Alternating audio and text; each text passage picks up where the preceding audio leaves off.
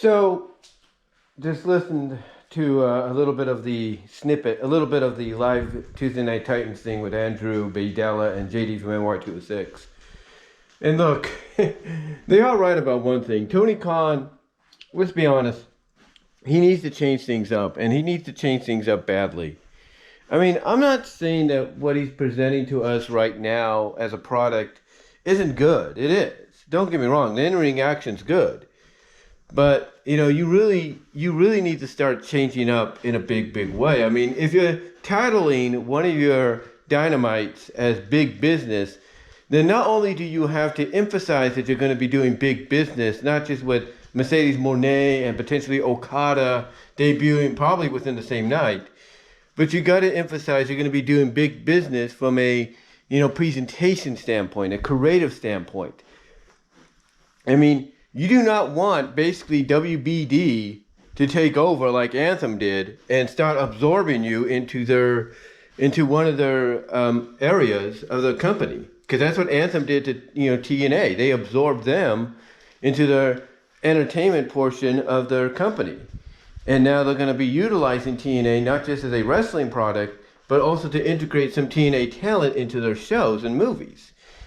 And does AEW want that? Do they want Warner Bros. Discovery to integrate them into the entertainment folder or profile and take more control over than what Tony Khan probably would allow or have say in?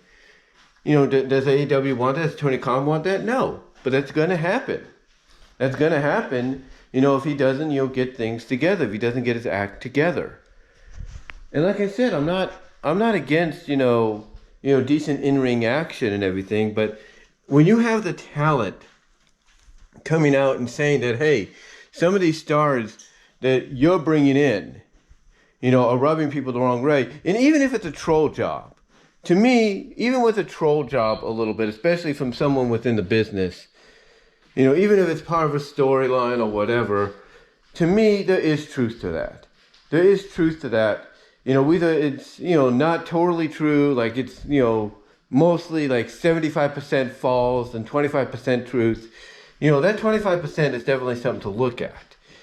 But still, it's like, does Tony Khan want to suffer the same thing TNA's going through, to where WBD uses whatever power stroke they have, with the company to say, hey, we're going to take over now because you're not giving us, the results we want. You're not packing out the arenas like you used to, and you're not doing this, you're not doing that. Your ratings and viewerships are down. It's like, does he want that, honestly, to happen to his company? I wouldn't. I wouldn't if I'm Tony Khan. I'd want to do whatever I could to keep my company afloat. I'd want to do everything I could to prove, hey, I am a true alternative to WWE. I am the, indeed the, second best, wrestling company, sports entertainment company in the country, if not the world. Heck, I want to go out and prove, as I build to one of the biggest shows that I probably annually are going to do every year, and that's All In, in London. I want to prove that I am the be-all, end-all for, people to come to, when they have nowhere else to go, and together we can help build the company to what it should be. Does Tony Khan not want to prove that? Does he not want to prove that and avoid going through what several companies are going through as we speak? Does he want to, does he not want to prove that he is the be all end all, when it comes to being an alternative? Or does he want, basically, like I said, the company to suffer the same fate that TNA suffered? Because that wouldn't be a pretty picture. And there's a lot of talent, even those that work with him, that would not be happy. And here's the other thing too. Obviously he is, or at least at the suggestion and behest of people, he is planning post-Sting era when it comes to AEW. Now, he might still keep Sting around. For all we know, the match between Sting, Darby, and the Young Bucks could not just be for the tag titles, but it could also be maybe for, I guess you could say executive VP. When it comes to the company. Like if Sting wins post-retirement, Sting can say, okay, now I'm running things. I'm the VP here. I'm in charge and everything. I'm general manager now. I'm the authority figure on screen. I'm going to make sure stuff gets done. if that's the direction Tony wants to go with him, then fine, that's great. You have an on-screen authority figure that basically, doesn't take BS from anyone and makes sure that things are done justifiably. And what you could go with that, and what you could do with that, as far as Sting goes, him going up against the Undisputed Kingdom, basically foiling any plans they have, going up against the Mogul Embassy, going up against the Elite, you name it. Storylines write themselves perfectly if that's the direction he goes in post Sting retirement. And then you got Mercedes coming in. Mercedes is, and this is one thing they brought up, is someone that likes stories. And I mentioned it. She's someone that likes stories. She's someone that feels and believes she should be the main event, at times, not just on a weekly basis, but on a pay-per-view basis. So she needs to get that main event. Tony Khan needs to ensure, hey, you're going to get that. Okada is a big deal outside of any major promotion, not in the U.S., and U.S. fans know who he is. They've seen him compete in AEW. They've seen him compete in TNA recently. They know that he is someone that, if given the right opportunity, could really help that company in the main event scene, but he needs to be treated like a star like he was in Japan. They need to do that. They need to give him a full-fledged presentation in that manner.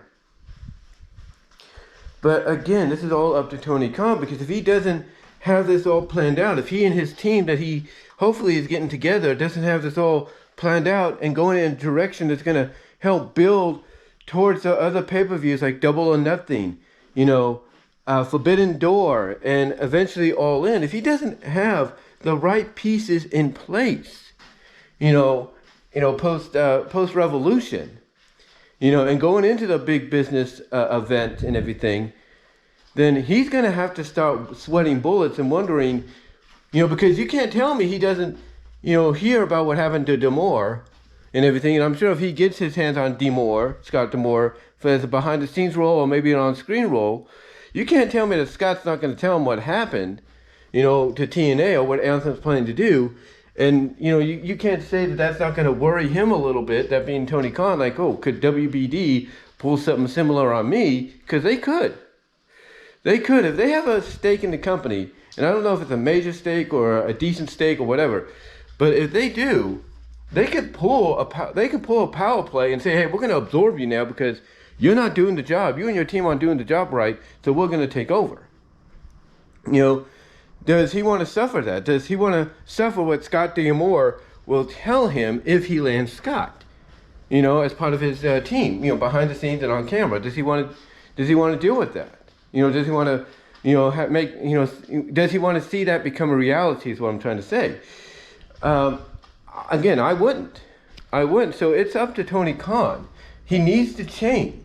Yes, great wrestling inspired, if not influenced, by New Japan Strong Style or British Strong Style or Lucha Libre is great and everything, because it's nice to have a nice variety and mixture of styles, but sometimes it's the storylines that help complement those, styles of competitiveness that you see in the ring as well that draws people in, and he needs to start going to that. Like I said, just real quickly, I'm going to have to upload this twice. He needs to start, well, not upload it twice, I have to piece it together, but he's going to have to start going in that direction real soon to avoid, a history repeating itself within a year span, if not sooner, and WBD doing to AEW what Anthem has done with TNA or plan to do with TNA.